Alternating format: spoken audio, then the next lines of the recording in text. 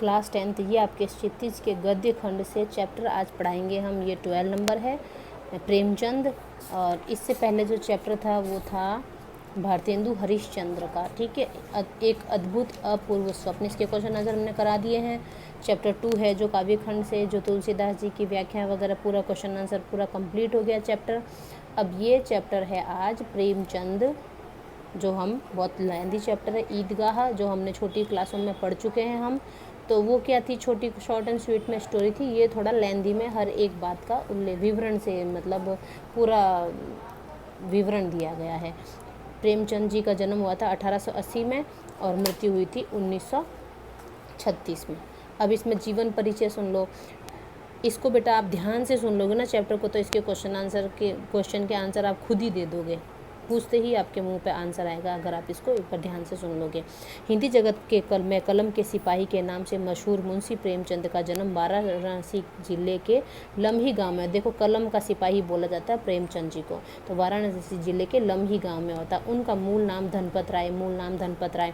सरकारी नौकरी से त्यागपत्र रिजाइन देने के बाद उन्होंने अपना सारा जीवन लेखन कार्य के प्रति समर्पित कर दिया। प्रेमचंद उर्दू में नवाब राय, अब इनमें उर्दू के किस नाम से लिखते थे, नवाब राय से। उपन्यास के क्षेत्र में उनके योगदान को देखकर बंगाल के विख्यात उपन्यासकार शरत चंद्र चट्टोपाध्याय ने उन्हें उपन्यास सम्राट कहकर संबोधित, अब इनको उपन्यास सम्राट संबोधित किया। ये भी कहा, किसने कहा, बंगाल के विख्यात उपन्यासकार शरत चंद्र चट्टोपाध्याय ने इनको सम्राट की उपाधि दी। अब प्रेमचंद ने अपने साहित्य में किसानों, दलितों, गरीबों, नारियों की वेदना, जो नारियां होती है, जो उनमें कितनी कुप्रथाएं हैं प्रचलित, वर्ण व्यवस्था की कुरीतियों का मार्मिक चित्रण किया गया, यानी रंग भेद का। उन्होंने समाज सुधार और कास्टिज्म का वगैरह, समाज सुधार और राष्ट्रीय भावना से ओतप्रोत अनेक उपन्यासों एवं कहानियों की रचना की। कथा संगठन, चरित्र चित्रण, कथोपकथन आदि की दृष्टि से उनकी रचनाएं बेजोड़, यानी कि उनका चरित्र चित्रण, जो भी पात्र ले रखा है कहानी में, और उनका जो कथोपकथन, जो कन्वर्सेशन है, वो बहुत ही बेजोड़ है। उनकी भाषा सजीव, मुहावरेदार और बोलचाल के निकट है, यानी वो अपने भाषाओं में मुहावरों का भी प्रयोग करते हैं इसमें लेखन में। हिंदी भाषा को लोकप्रिय बनाने में उनका विशेष योगदान है। प्रेमचंद का पहला कहानी संग्रह सोजे वतन से आया, जो 1908 में प्रकाशित हुआ। उनका पहला कहानी संग्रह था सोजे वतन। इस क्वेश्चन आ जाए तो सोजे वतन यानी देश का दर्द। सोजे वतन का मतलब क्या है, देश का दर्द। देश भक्ति से ओतप्रोत होने के कारण इस पर अंग्रेजी सरकार ने रोक लगा दी और लेखक को भी भविष्य में इस तरह का लेखन न करने की चेतावनी दी। इसके कारण उन्हें नाम बदल कर लिखना पड़ा। मरणोपरांत उनकी कहानियां मानसरोवर नाम के से 8 खंडों में प्रकाशित, मरने के बाद में। अब इनका देखो कहानी संग्रह जो ये भी है, कहानी संग्रह था, मानसरोवर में 8 भागों में बटा हुआ है। उपन्यास है इनके निर्मला, सेवा सदन, प्रेमाश्रम, रंगभूमि, कर्मभूमि, गोदान गबन, तो थोड़ी बहुत गिनी चुनी है, बहुत सारी लिखी इन्होंने। नाटक करबला और संग्राम पत्रिका इनकी, माधुरी, हंस, मर्यादा, जागरण पत्रिकाओं में भी इन्होंने काम किया। अब देखो ये पाठ परिचय देख लो। ईदगाह मुंशी प्रेमचंद की बाल मनोविज्ञान को चरित्रार्थ करने वाली एक प्रतिनिधि कहानी, यानी बच्चों के मन की भावनाओं को बताने वाले, बच्चों के ऊपर है ये। इस कहानी में ईद जैसे महत्वपूर्ण त्यौहार को आधार बनाकर ग्रामीण मुस्लिम जीवन का सुंदर चित्र प्रस्तुत किया है। अभाव उम्र से पूर्व बच्चों में कैसे बड़ों जैसी समझदारी पैदा कर देती है, यह इस कहानी में हामिद के चित्र से साफ जाहिर होता है। यानी किसी चीज़ का न मिलना बच्चे को कितनी जल्दी बड़ा बना देता है, समझदार बना देता है।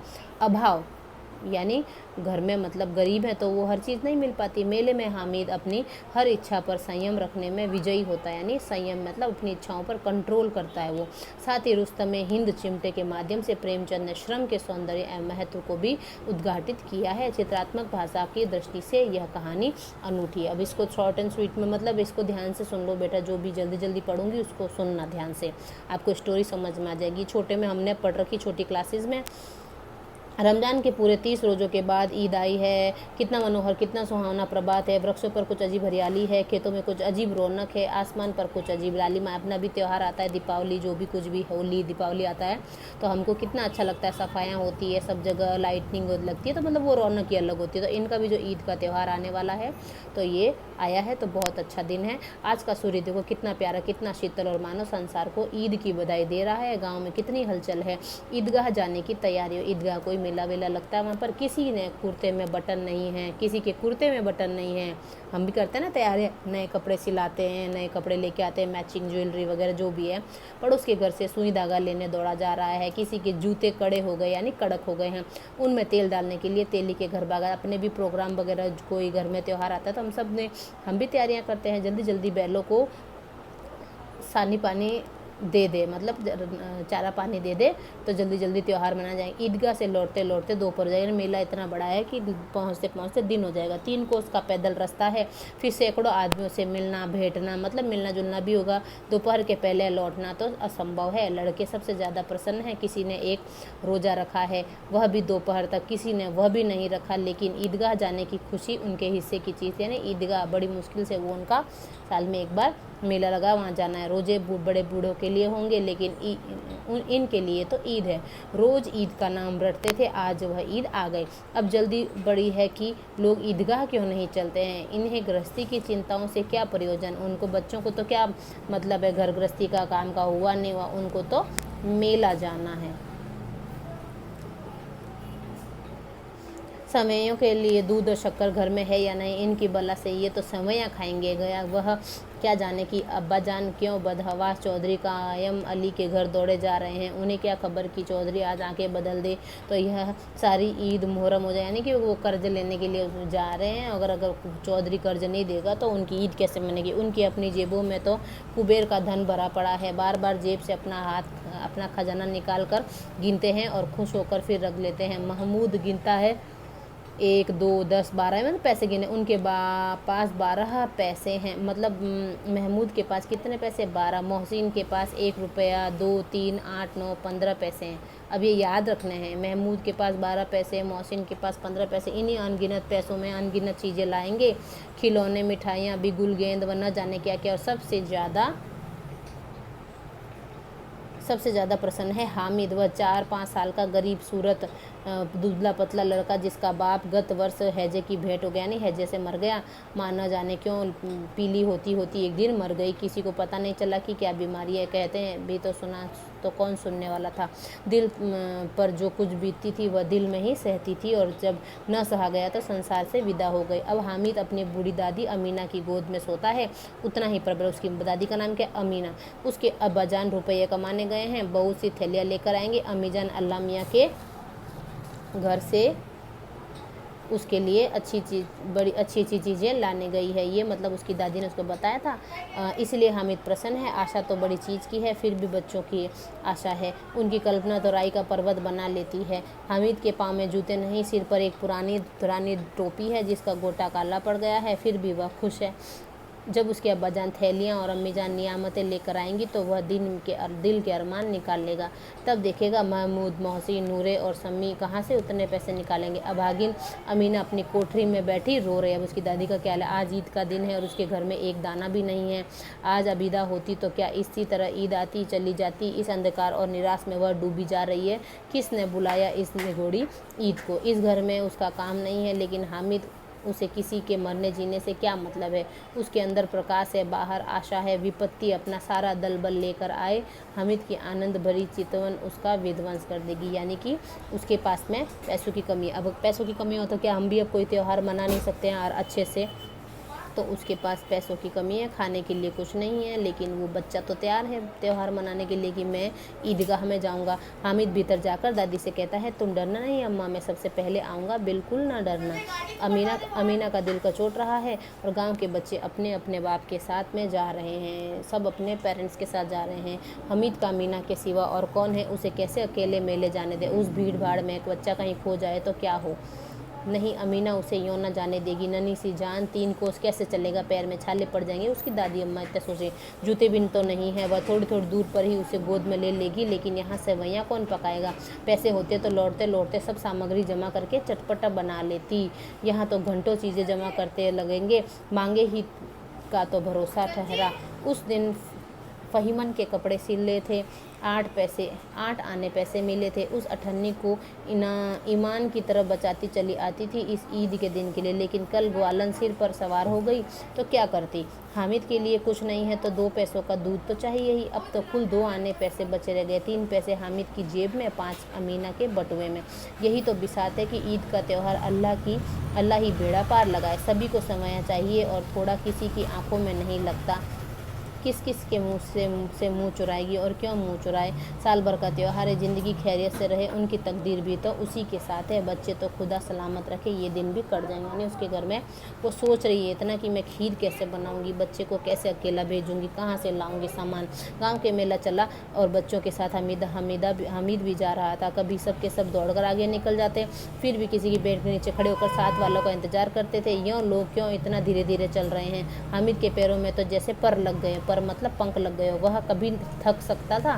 शहर का दामन आ गया, शहर के दोनों और अमीरों के बगीचे हैं, पक्की 4 दीवारी बनी है, पेड़ों में आम और लीचियां लगी हुई है। कभी कभी कोई लड़का कंकड़ी उठाकर आम पर निशाना लगाता, माली अंदर से गाली देता हुआ निकलता। लड़के वहाँ से एक फरलांग पर हैं, खूब हंस रहे हैं, माली को कैसे उल्लू बनाया। यानी बच्चे मज़े करते हुए जा रहे हैं। बड़ी बड़ी इमारतें आने लगी, यह अदालत है, यह कॉलेज है, यह क्लब घर है। इतने बड़े कॉलेज में कितने लड़के पढ़ते होंगे, बच्चों के सवाल थे।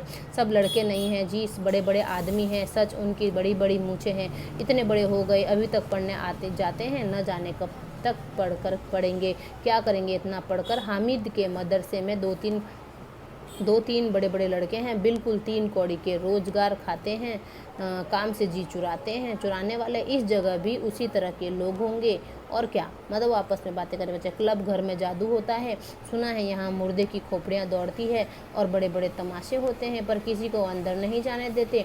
और यहाँ शाम को साहब लोग खेलते हैं, बड़े बड़े आदमी खेलते हैं, मूंछों दाढ़ी वाले आदमी, और मैम भी खेलती है। सच हमारी अम्मा को वह दे दो, क्या नाम है, बैट, तो उसे पकड़ ही न सके, घुमाते ही लुढ़क न जाए। ऐसे करके मजाक कर रहे हैं। महमूद ने कहा, हमारी अम्मी जान का तो हाथ कांपने लगे, अल्लाह कसम। मोहसिन बोला, अम्मी मानो आटा पीस डालती है, जरा सा बैट पकड़ लेंगी तो हाथ कांपने लगे। सैकड़ों घड़े पानी रोज निकालती है, 5 घड़े तो मेरी भैंस पी जाती है। किसी मैम का 1 घड़ा पानी भरना पड़े तो आंखों तले अंधेर आ जाए। वो बोल रहा, हमारी मम्मी तो इतना काम करती है, ये जो मैम खेलती है यहाँ क्लब वगैरह में, इनसे कोई काम हो क्या। महमूद बोलता है, लेकिन दौड़ती तो नहीं, उछल कूद तो नहीं सकती। मोहसिन, हाँ उछल कूद नहीं सकती, लेकिन उस दिन मेरी गाय खुल गई थी और चौधरी के खेत में जा पड़ी थी तो अम्मा इतनी तेज़ दौड़ी थी कि मैं उन्हें न पा सका। सच वो अपने बता रहे कि मेरी मम्मी इतनी तेज़ दौड़ी। आगे चले, हलवाइयों की दुकानें शुरू हो गई, आज खूब सजी हुई थी। इतनी मिठाइयाँ कौन खाता है, देखो ना एक एक दुकान पर मनो होगी। सुना है रात को जिन्नात आकर खरीद ले जाते हैं। अब्बा कहते हैं कि आधी रात को एक आदमी हर दुकान पर जाता है और जितना माल बचा होता है वह तुलवा लेता है, सचमुच के रुपये देता है, बिल्कुल ऐसे ही रुपये। मतलब वो बातें कर रहे हैं बच्चों की। हामिद को यकीन न आया, ऐसे रुपये जिन्नात को कहाँ मिल जाएंगे। मोहसिन ने कहा, जिन्नात को रुपये की क्या कमी है, जिस खजाने में चाहे चले जाएं, लोहे के दरवाजे तक उन्हें नहीं रोक सकते। जनाब आप हैं किस फेर में, हीरे जवाहरात तक उनके पास रहते हैं। जिससे खुश हो गए उसे टोकरों जवाहरात दे दिए। अभी यहीं बैठे हैं, 5 मिनट में कलकत्ता पहुंच जाएं। मतलब वो जिन्नातों की बात कर रहे हैं, परी नहीं होती, फेयरी टेल उस टाइप का। हमीद ने फिर पूछा, जिन्नात बहुत बड़े होते हैं। मोहसिन, वो जिन्न नहीं होते, जिन्न अल्लादीन का चिराग जिन्न, वो वाला। मोहसिन, एक आसमान के बराबर होते हैं जी। ज़मीन पर खड़ा हो जाए तो उसका सिर आसमान से जा लगे, मगर चाहे तो एक लोटे में घुस जाए। हमीद बोला, लोग उन्हें कैसे खुश करते होंगे, कोई मुझे वो मंत्र बता दे तो एक जिन को खुश कर लूँ। बच्चे हैं, बच्चों की बातें हैं।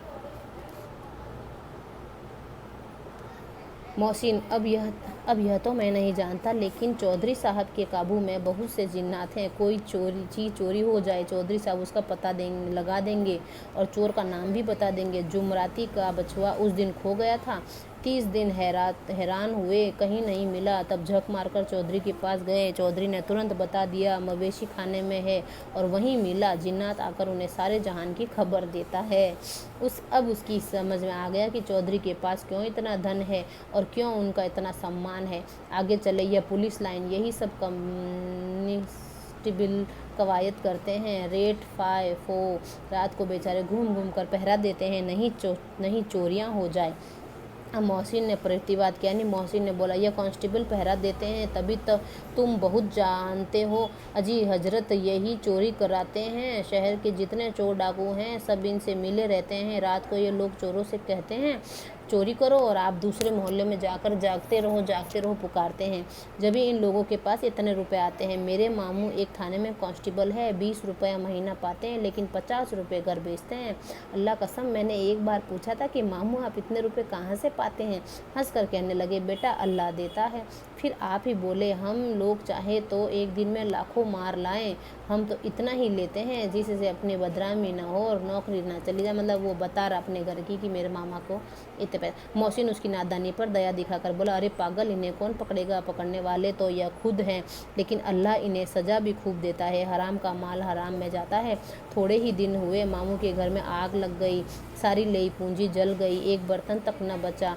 कई दिन पेड़ के नीचे सोए, अल्लाह कसम पेड़ के नीचे। फिर न जाने कहाँ से 100 कर्ज लाए, तब बर्तन भाड़े आए। अब क्या हामिद बोला 100 तो 50 से ज़्यादा होते हैं। कहाँ 50, कहाँ 150, एक थैली भर होता है। 100 तो 2 थैलियों में भी ना आए। अब बस्ती घनी होने लगी, ईदगाह जाने वालों की टोलियां नजर आने लगी, एक से एक भड़कीले वस्त्र पहने हुए, कोई इक्के तांगे पर सवार, कोई मोटर पर, सभी इत्र में बस से। सभी के दिलों में उमंग। ग्रामीणों का यह छोटा सा दल अपनी विपन्नता से बेखबर संतोष और धैर्य में मगन चला जा रहा था। बच्चों के लिए नगर की सभी चीज़ें अनोखी थी। जिस चीज़ की ओर ताकते ही रह जा, ताकना मतलब देखते, पीछे से बराबर हॉर्न की आवाज़ें होने पर भी न चेते, यानी उनको होश नहीं आता था, वो इतना खो जाते थे। पहली बार निकले थे हामिद तो मोटर के नीचे जाते जाते बचा। कौन? हामिद। अब है सहसा ईदगाह नजर आया। ऊपर इमली के घने वृक्षों की छाया, नीचे पक्का फर्श है जिस पर जाजिम बिछी हुई है, और रोजेदार की पंक्तियां एक के पीछे एक न जाने कहां तक चली गई है। पक्की जगत के नीचे तक जहां जाजिम भी नहीं है, एक नए आने वाले आकर पीछे की कतार में खड़े हो जाते हैं। आगे जगह नहीं है, यहाँ कोई धन और पद नहीं देखता। इस्लाम की निगाह में सब बराबर हैं। इन ग्रामीणों में भी वजू किया और पिछली पंक्ति में खड़े हो गए। कितना सुंदर संचालन है, कितनी सुंदर व्यवस्था है। लाखों सिर एक साथ सजदे में झुक जाते हैं और फिर सब के सब एक साथ खड़े हो जाते हैं, एक साथ झुकते हैं और एक साथ घुटनों के बल बैठ जाते हैं। कई बार यही क्रिया होती है, जैसे बिजली की लाखों बत्तियां एक साथ प्रदीप्त हो और एक साथ बुझ जाए। यही क्रम चलता रहता है। कितना अपूर्व दृश्य था, जिसकी सामूहिक क्रियाएं, विस्तार और अनंतता हृदय को श्रद्धा, गर्व और आत्मानंद से भर देती थी। मानो भ्रातृत्व का एक सूत्र इन समस्त आत्माओं को एक लड़ी में पिरोए हुए है। ये कोई सीन है। हामिद है बच्चा, छोटे छोटे बहुत सारे उसके दोस्त हैं, उनके पास तो खूब सारे पैसे, लेकिन हामिद की जो दादी है, आबिदा है, क्या नाम है उनका, उन्होंने उसको सिर्फ 3 पैसे दिए हैं। अब वो पूरा स्टोरी है कि वो पूरा मेले में जा कर के लास्ट तक वो 3 पैसे कैसे बचाता है और क्या चीज़ लेता है, अपना मन मारता है, लेकिन वो कुछ खाता पीता नहीं है वहाँ मेले में। तो अब ये नेक्स्ट है, जो पार्ट 2 है, पार्ट 3 है, 2 पार्ट और हैं। फिर नेक्स्ट वीडियो में ये बता दूँगी, पूरा चैप्टर कंप्लीट हो जाएगा। ओके, इस चैप्टर को रीड करना है बेटा।